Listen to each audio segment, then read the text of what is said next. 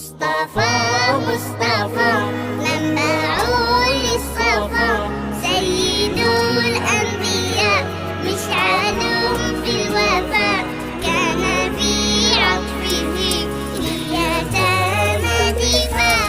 مصطفى مصطفى منبع للصفا، سيد الأنبياء مشعل في الوفاء، كان في عطفه لليتامى دفاع.